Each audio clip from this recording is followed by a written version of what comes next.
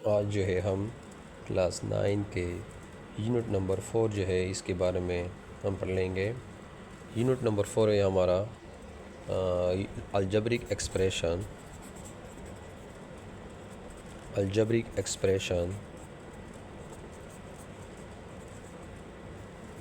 And algebraic formulas.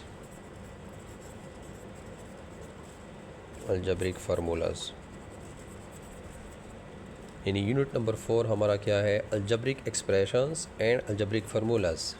इस chapter में हम यानी इन दो चीज़ों को पढ़ लेंगे। इसमें यहाँ पे है हमारा पहला टॉपिक जो है वो क्या है, अलजेब्रिक एक्सप्रेशन। पहले हम इसके बारे में डिस्कस कर लेते हैं कि अलजेब्रिक एक्सप्रेशन क्या होता है। What is mean by algebraic expression. ये लोअर क्लासेस से यानी ये टॉपिक आ रहा है, इसको समझने की कोशिश करें। अलजेब्रिक एक्सप्रेशन क्या होता है, कॉम्बिनेशन ऑफ, डिफिनीशन यह है, combination of variables and constant with binary operation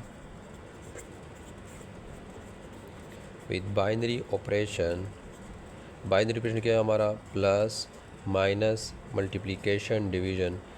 in चारों को हम इकट्ठा बाइनरी ऑपरेशन से रिप्रेजेंट कर लेते हैं।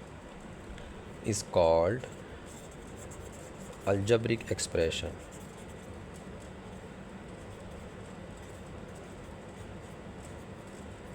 अलजेब्रिक एक्सप्रेशन क्या होता है, अगर हम कंबाइन करें, इकट्ठा करें वेरिएबल्स और कांस्टेंट को, किसके ज़रिए, प्लस माइनस मल्टीप्लिकेशन डिवीज़न के ज़रिए, तो इससे हमारे पास क्या बनता है, अलजेब्रिक एक्सप्रेशन बनता है।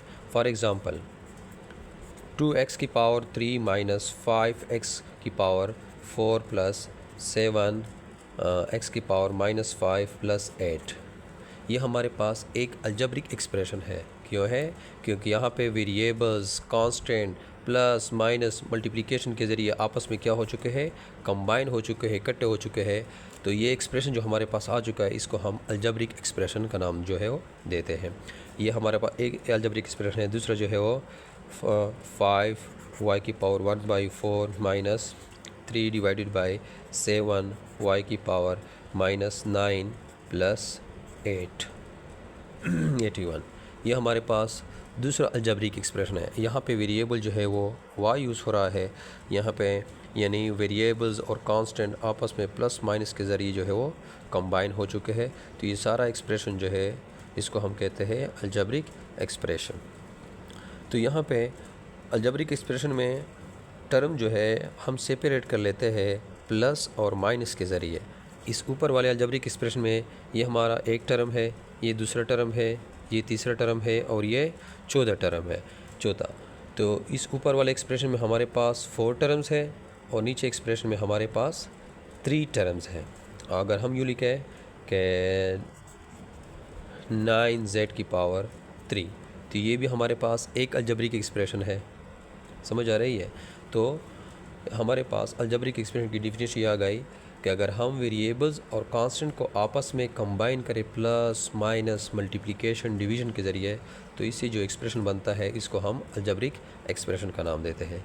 इसके साथ रिलेटेड टॉपिक जो है वो क्या है, वो पॉलिनोमियल है। क्या है, polynomial.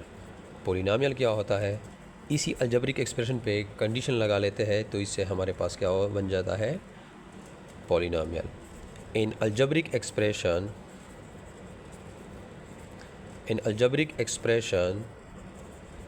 is said to be polynomial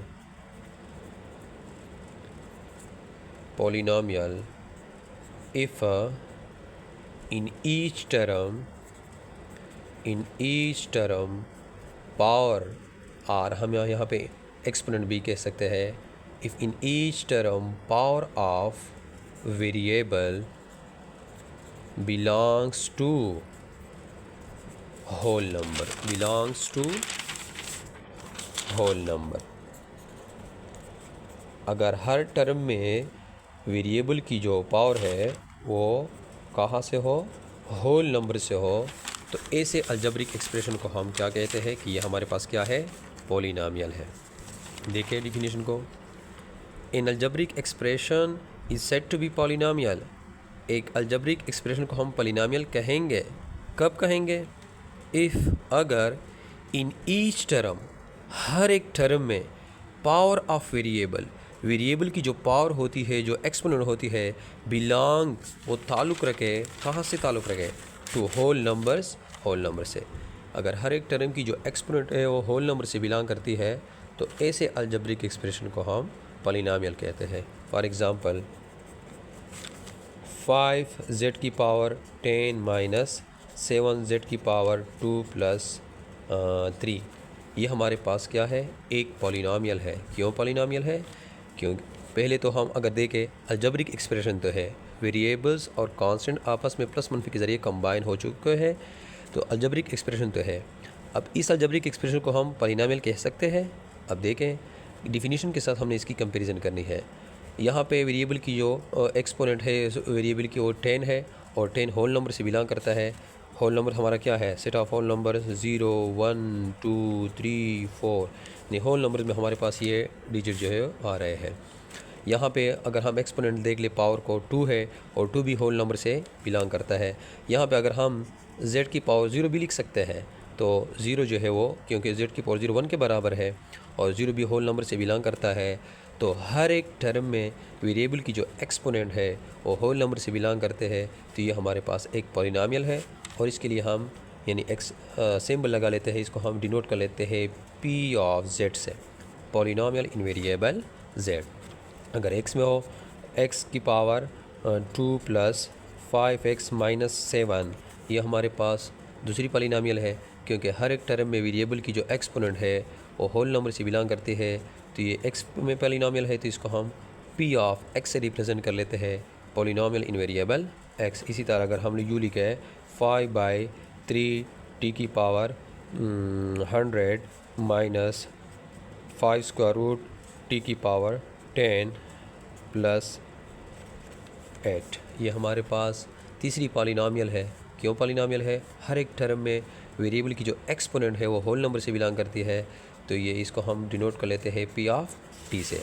अगर इस तरह आ गया कि 2x की पावर -4 प्लस 8x प्लस 6, तो ये हमारे पास पॉलिनॉमियल नहीं है, सिर्फ अलजेब्रिक एक्सप्रेशन है, क्योंकि यहाँ पे वेरिएबल की जो एक्सपोनेंट है वो होल नंबर से बिलोंग नहीं करती, -4 होल नंबर में नहीं है, तो इसको हम पॉलिनॉमियल नहीं कह सकते, ये सिर्फ अलजेब्रिक एक्सप्रेशन है। और अगर इस तरह आ गया 3y की पावर 1/4 माइनस 2y की पावर 5 प्लस 16, तो ये भी हमारे पास पॉलिनॉमियल नहीं है।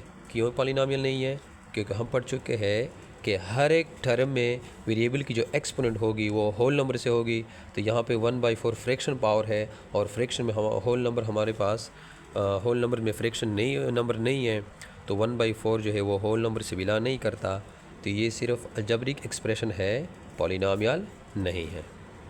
समझ आ गई, तो ये हमारे पास क्या है, अलजेब्रिक एक्सप्रेशन का कंसेप्ट आ गया, ये कंप्लीट हो चुका है। अब जो है हम कहेंगे हमारे पास एक्सरसाइज में जो है एक टॉपिक आ रहा है कि lowest algebraic expression in lowest term, algebraic expression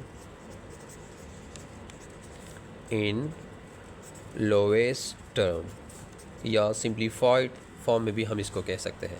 एक अलजेब्रिक एक्सप्रेशन लोवेस्ट टर्म में कब होता है, देखिए एग्जांपल के ज़रिए मैं इसकी वजाहत करता हूँ। मैं एक यहाँ पे पॉलिनॉमियल लिखता हूँ x² minus 4 divided by x minus 2।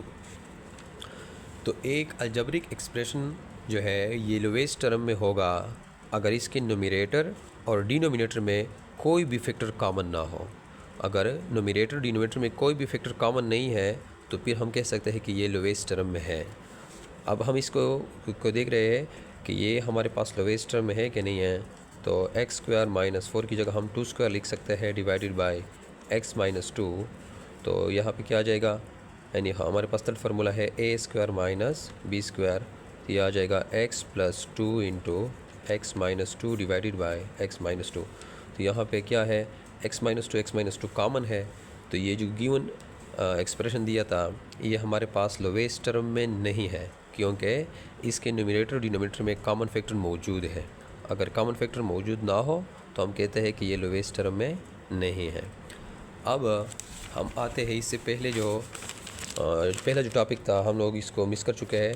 अब मैं यहाँ पे डिस्कस कर लेता हूँ rational algebraic expression. Rational algebraic expression, rational algebraic expression क्या होता है? Rational algebraic expression an expression of the form p of x divided by q of x where q of x is not equal to 0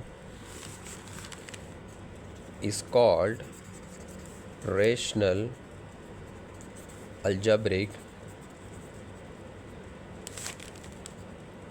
expression.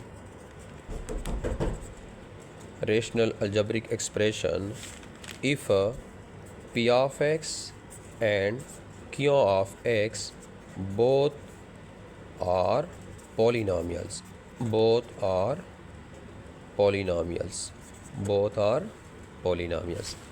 एक expression को हम rational algebraic expression कहेंगे अगर वो fraction form में हो, यानी P of x divided by Q of x की फॉर्म में हो, और पी ऑफ एक्स और क्यू ऑफ एक्स दोनों जो है ये पॉलिनॉमियल हो, यानी ऊपर वाले जो अलजेब्रिक एक्सप्रेशन हो वो भी पॉलिनॉमियल हो और नीचे वाले जो अलजेब्रिक एक्सप्रेशन हो वो भी क्या हो, पॉलिनॉमियल हो। For example 2x + 4 divided by 3x - 7, तो ये हमारे पास रेशनल अलजेब्रिक एक्सप्रेशन है। क्यों है? क्योंकि ऊपर जो पॉलिनॉमियल है वो भी पॉलिनॉमियल है और नीचे वाली जो अलजेब्रिक एक्सप्रेशन है वो भी पॉलिनॉमियल है। तो ये हमारे पास क्या है, रेशनल अलजेब्रिक एक्सप्रेशन है। अगर हम इसको यूँ लिखें तो 2x की पावर -3 + 4 डिवाइडेड बाई x - 2, तो ये हमारे पास रेशनल अलजेब्रिक एक्सप्रेशन नहीं है, क्योंकि यहाँ पे ऊपर जो है ये हमारे पास पॉलिनॉमियल नहीं है। समझ आ रही है? तो ये हमारा यानी टॉपिक जो है रेशनल अलजेब्रिक एक्सप्रेशन भी वो कंप्लीट हो चुका है। और एक rational algebraic expression lowest term में कब होता है? जिसके न्यूमरेटर और डिनोमिनेटर में कोई भी फैक्टर अगर कॉमन ना हो तो उसको हम कहते हैं कि ये लोवेस्ट टर्म में है।